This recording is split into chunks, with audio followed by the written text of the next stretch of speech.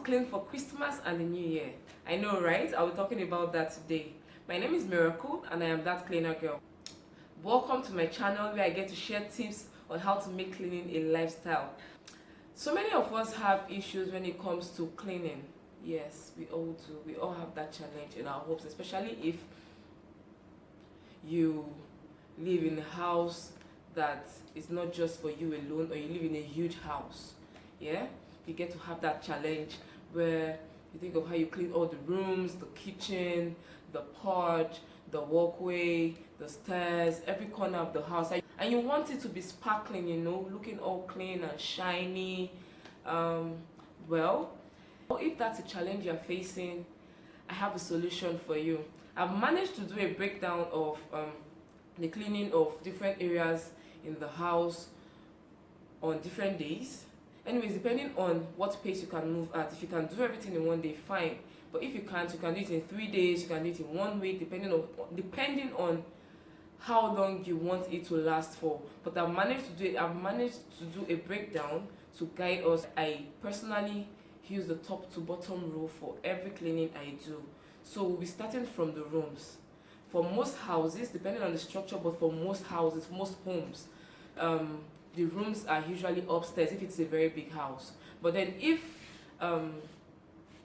this video is for whether you live alone in just a small apartment, or you have like multiple rooms in your house and all of that, it is for you. So this video serves for everyone. It cuts across all corners. So we know that in a normal home that has multiple rooms, the rooms are usually upstairs. If it is if it is 1 story upwards, the rooms are usually upstairs with probably some other living rooms upstairs, downstairs, and all of that. So I have the top bottom room. We make it of the top to bottom room today.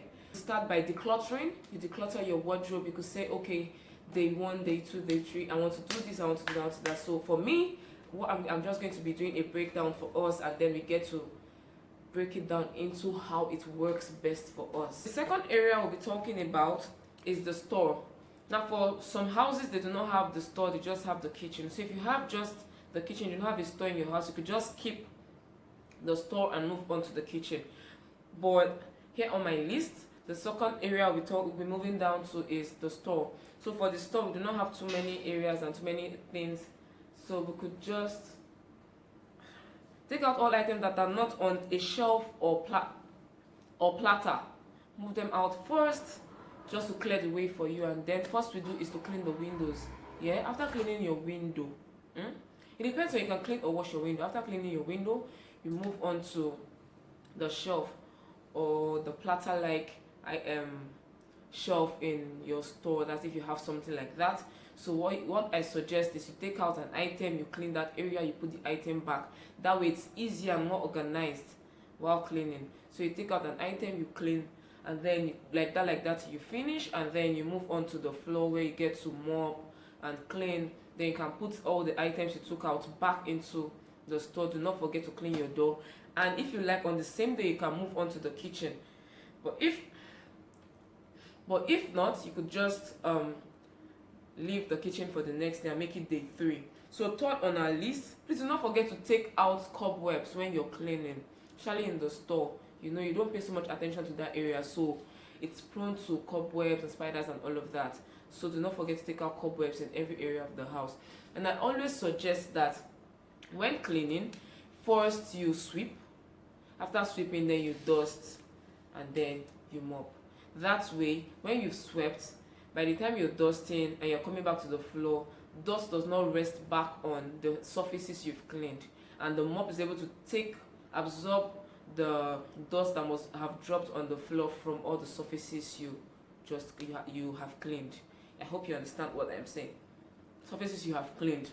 As I said earlier, the top to bottom row, you start from top and you come down. So for the kitchen, you clean out all the cabinets, the lockers, top to bottom.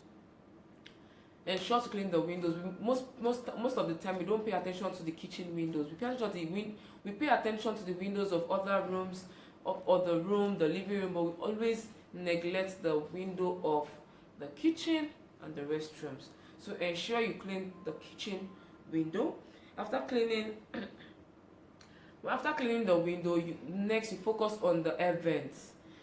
Some of us have air vents in our kitchen, the ones for smoke, the ones that help us, the gives ventilation to the kitchen. So you pay attention to the vents, you clean them out thoroughly and carefully. You clean the vents. Next, we clean all the electronics.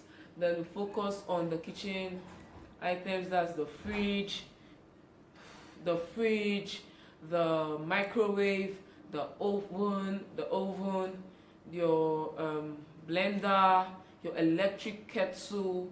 We don't get to clean the electric kettle so often because we feel it is just water it boils. The electric kettles and the likes, we pay attention to, so we get to clean all of this, clean out the boiler, and then you sweep and mop the floor. Don't forget the fact that I suggested earlier on that you always sweep first, yeah? But at this point in time, by the time you've cleaned all the air vents and all of that, there'll definitely be dust again. You just sweep afresh gradually. Sweep carefully, and then you mop. You clean all surfaces like the cabinet and all of that. You clean all of that, and we move on to the next. So the stairs, the rails, the floors. Do not forget to take out cobwebs. Some hallways have windows.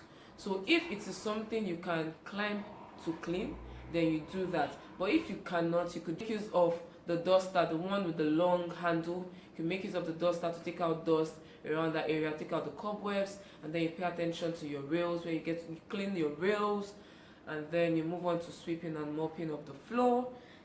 And we move to the last area inside the house, which is the living room. Depending on how many living rooms you have and the structure, if you live in a house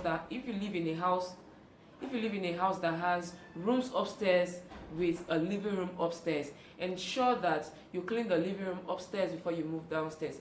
Finish with upstairs, the top floor, before you move down. The top to bottom row. Do not forget, guys, top to bottom row. I would suggest that anytime.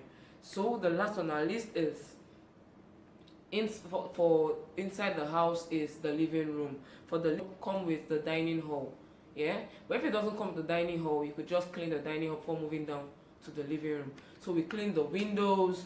From the windows, after cleaning the windows, we move to the electronics in the living room. Your TV set, your DVD player, your speakers, whatever it is you have, your AC vents and all of that, your ACs, your air conditioning and all of that. You clean all these areas, and then you move on to the upholstery. Mind you, at this point in time, you already swept the floor. So if you have a vacuum, you could vacuum your sofas. If it's something you cannot move out, you could just vacuum it right there and then. Vacuum your sofas, your throw pillows, vacuum all of that to absorb dust. If you do not have a vacuum cleaner, you could dry brush it, dry clean it, dry scrub it rather. You get dishwasher, you put the liquid soap into a bowl of water, you get a brush, you put the brush into the water, take off the water, and you scrub the surface of the sofa gradually, depending on the type of fabric your sofa is made of. Please be careful. This is a very sensitive thing to do, so be careful so you don't end up